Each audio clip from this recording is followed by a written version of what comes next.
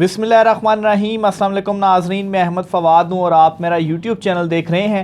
अहम ख़बरों, तज़किये और तबसरे के साथ आज की व्लॉग में आपकी खिदमत में हाजिर हुआ हूँ। और आज की बड़ी ख़बर और ब्रेकिंग न्यूज़ है सुप्रीम कोर्ट ऑफ पाकिस्तान से, क्योंकि चीफ़ जस्टिस काजी फ़ायज़ ईसा ने यह कह दिया है कि अब ऐसा नहीं चलेगा। एक अहम नोटिस, बड़ा नोटिस चीफ़ जस्टिस की जानिब से जारी किया गया है, सरजनिश भी की गई है। कुछ तफसीलात हैं सुप्रीम कोर्ट ऑफ पाकिस्तान से, एक्सक्लूसिव तफसीलात आपके साथ मैं शेयर करूंगा। साथ ही साथ नाज़रीन, नवाज़ शरीफ की जो सज़ा मुअत्तल हुई है, पंजाब हुकूमत ने ये जो सज़ा मुअत्तल की है, ये सज़ा मुअत्तली नहीं की जा सकती, ये गैर कानूनी है। इसे गैर कानूनी करार दे दिया गया है पंजाब हुकूमत के इस इक़दाम को। इस पर भी कुछ तफसीलात आपके साथ मैं शेयर करूंगा। जुमेरात वाले दिन नवाज़ शरीफ ने दोबारा इस्लामाबाद हाई कोर्ट में पेश होना है।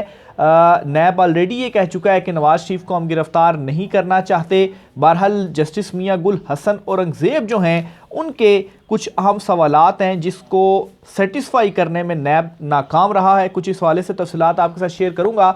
और आखिर में नाज़रीन, इमरान खान साहब के बयानिए की बड़ी जीत हुई है, बड़े सबूत सामने आए हैं। इस हवाले से भी अहम और एक्सक्लूसिव डिटेल्स हैं, वो भी आज की व्लॉग में आपके सामने रखूंगा। तो आगाज़ नाज़रीन सबसे पहले मैं करता हूं इमरान खान साहब के बयानिए से।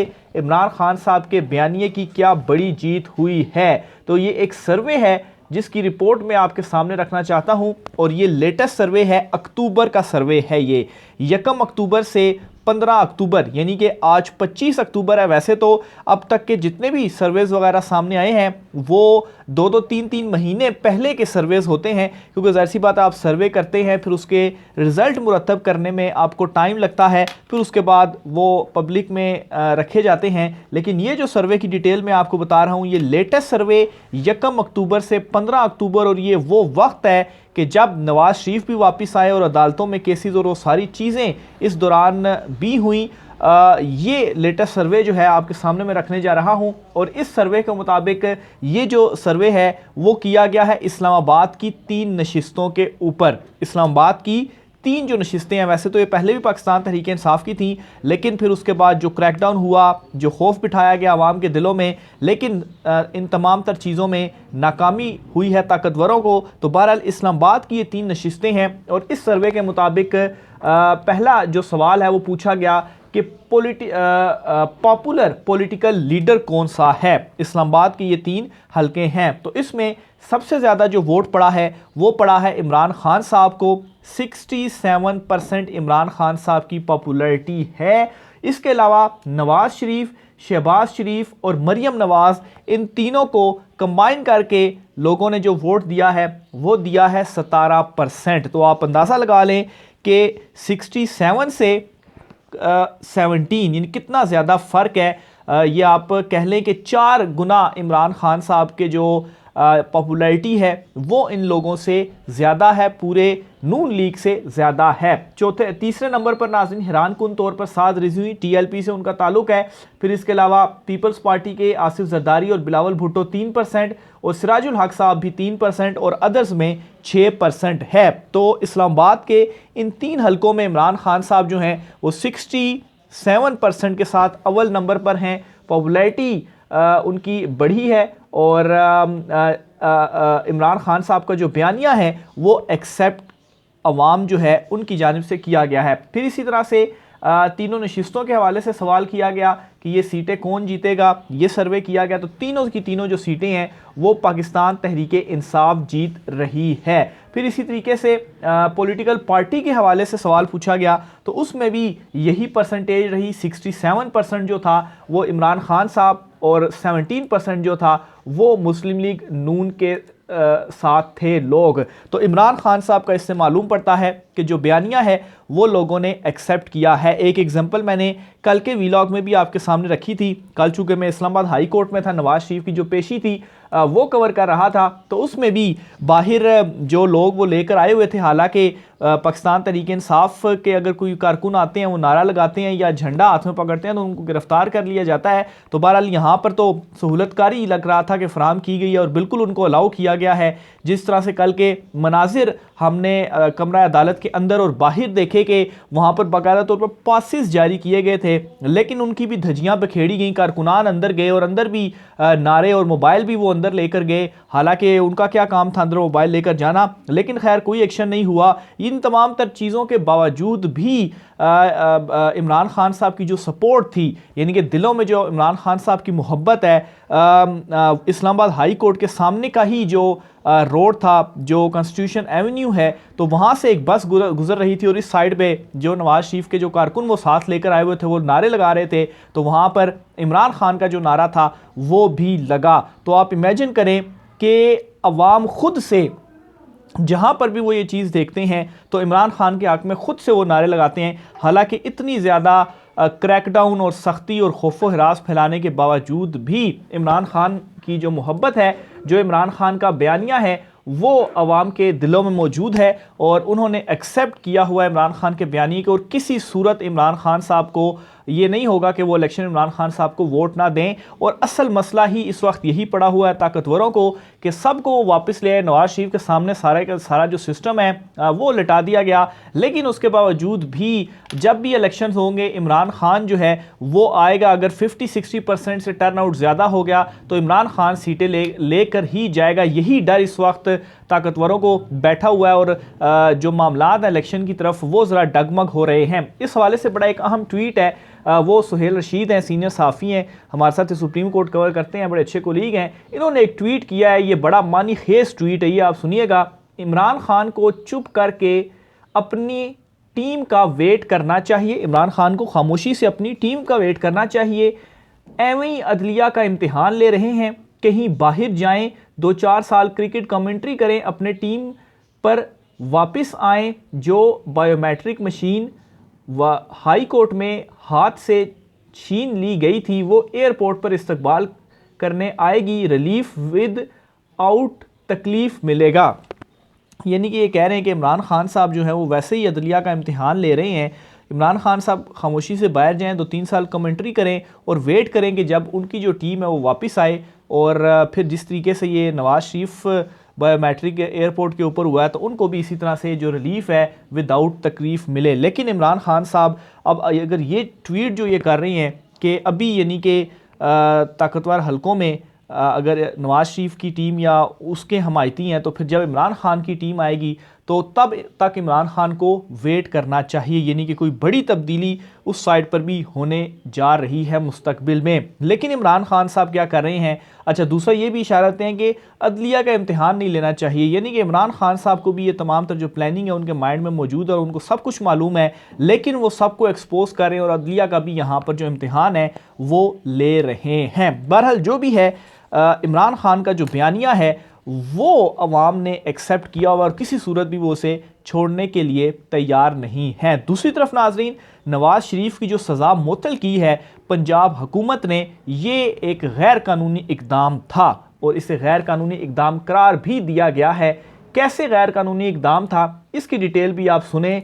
ये सीनियर लॉयर हैं, कानूनदान हैं इमरान शफीक साहब। और इमरान शफीक साहब, मुझे याद है जब नवाज शरीफ का जो केस था, ये सारे पानामा, एवनफील्ड, अल अजीज़िया, फ्लैगशिप रेफरेंस, जब एहतसाब अदालत में ये मुकदमे चल रहे थे तो नैब की तरफ से ये प्रोसिक्यूटर थे और रिप्रेजेंट कर रहे थे। इसके अलावा और भी नैब के वकील थे, लेकिन ये वहाँ पर जो है वो रिप्रेजेंट कर रहे थे। तो इन्होंने बड़ी मानी खेज़ ये पोस्ट की है और इसको बड़ा गौर से आप सुनिएगा कि ये क्या लिखते हैं। अच्छा, लिखते हैं जी कि मियाँ साहब को सज़ा एहतसाब अदालत इस्लामाबाद ने दी। इनकी अपील इश्तिहारी और मफरूर भी इस्लामाबाद हाई कोर्ट ने करार दिया। अडयाला जेल से रिहाई के बाद इनकी सज़ा मुअत्तली पंजाब हुकूमत के दायरा कार में नहीं आती। इनकी सज़ा मुअत्तली का Majaz forum chief commissioner Islamabad या इस्लामाबाद की अदालतें हैं। दफ़ा 401 के तहत यानी दफ़ा 401 के ज़वाद फे जो आगे शिक्के हैं के तहत सज़ा मुअत्तली से कबल मुतलका एहतसाब अदालत की राय तलब करना भी ज़रूरी है, जो कि नहीं की गई। एहतसाब अदालत से नहीं पूछा गया क्योंकि 401 के तहत ही इस निगरान हुकूमत ने सज़ा नवाज शरीफ की मुअत्तल की है। नंबर 2 लिखते हैं जी, और अगर एक बार सज़ा मुअत्तली का हुक्म कालअदम हो जाए तो मुतलका हुकूमत दोबारा से ऐसा हुक्म जारी नहीं कर सकती। कानून में पंजाब हुकूमत के लिए सज़ा मुअत्तली की गुंजाइश नहीं थी, लेकिन उसके बावजूद भी ये जो काम है वो किया गया। अच्छा, फिर इसके अलावा जब पहले इस्लामाबाद हाई कोर्ट के हुक्म की रूह से पंजाब हुकूमत ने मियां साहब की सज़ा मुअत्तली की थी, उस वक्त वो अडयाला जेल में थे जो पंजाब के मातहत है, लेकिन वो दरखास्त बाद अज़ा खारिज होने की वजह से ख़त्म हो गई।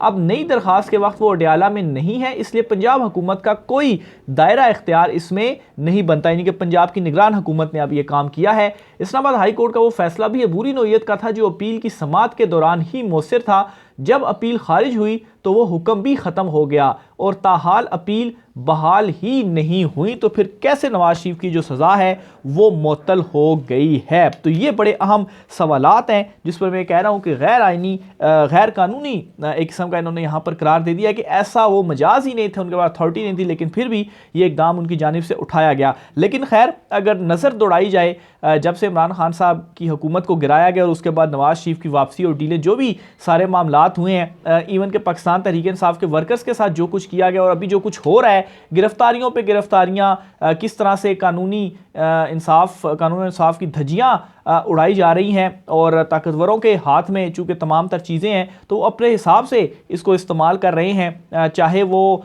जहाँ पर उनको फ़ायदा है और वो चाहे कानून के मुताबिक हो या उसके मुताबिक ना हो। इलेक्शन आप देख लें, ये तो आईनी तकाज़ा था 90 दिन का, लेकिन नहीं करवाए गए और धड़ल्ले से नहीं करवाए गए, कोई पूछने वाला नहीं। तो अगर वहाँ पर कोई पूछने वाला नहीं तो यहाँ पर ये जो इन्होंने इक़्तिदाम कर लिया, आखिर कौन इनको पूछने वाला है? अवाम में से कोई आवाज़ उठाए तो फिर उसके साथ क्या होता है वो भी आपको मालूम है। लेकिन ऐसा सहाफ़ी भी जो हक़ाइक़ हैं वो आपके सामने रखना हमारी रिस्पॉन्सिबिलिटी है, मुख्तलिफ़ एंगल्स आपके सामने रखना जो है वो, ताकि आपको चीज़ों के हवाले से अंडरस्टैंडिंग हो सके कि हो क्या रहा है और ये जो सज़ा मुअत्तल हुई है नवाज शरीफ की, ये कर भी सकते थे या नहीं कर सकते थे, तो उसकी भी जो तफसीलात हैं वो भी मैंने आपके सामने रखी। आगे चलते हुए नाज़रीन, नैब प्रोसिक्यूटर ने कल ये बयान दिया था अदालत में कि हमें तो गिरफ्तारी ही नहीं चाहिए नवाज शरीफ की, आप इनको दे दें ज़मानत, हिफाजती ज़मानत जो है वो बेशक दे दें। तो बहरहाल इसके ऊपर मियां गुल हसन औरंगज़ेब ने थोड़ा सा बरहमी और थोड़ी सी चढ़ाई की थी कि आप अगर इस तरह से कह रहे हैं तो फिर तो आप अपीलों में भी यही कह दें ताकि अपीलें भी उनकी ख़त्म हो और मामला ही ख़त्म हो और जान ही छूट जाए। तो बहरहाल उनको नोटिस हुए थे, लेकिन उसके बाद एक और बड़ी ब्रेकिंग न्यूज़ ये आई है जी कि वज़ारत कानून और इंसाफ ने प्रोसिक्यूटर जनरल नैब एहतशाम कादिर और डिप्टी चेयरमैन नैब सुहेल नासिर को मराद के लिए वज़ारत ख़जाना को सिफारिश कर दी है। और अब इन दोनों को यानी कि वो नवाज शरीफ के मुकदमे के बाद ये केस में जब ये चीज़ें सामने आई फिर उसके बाद ये खबर आई है और इन दोनों को अब वज़ारत ख़जाना को सिफारिश की है कि मरात मिलें, और मरात भी क्या, एक जज के बराबर इनको जो मरात हैं वो दी जानी चाहिए। सुप्रीम कोर्ट जज की रिटायरमेंट मरात के अलावा प्रोसिक्यूटर जनरल को दीगर मरात भी दी जानी चाहिए। प्रोसिक्यूटर जनरल की तनख्वाह मरात के लिए वज़ारत ख़जाना की रजामंदी लाजमी है। वज़ारत ख़जाना प्रोसिक्यूटर जनरल की मरात के लिए काबीना से मंजूरी ले।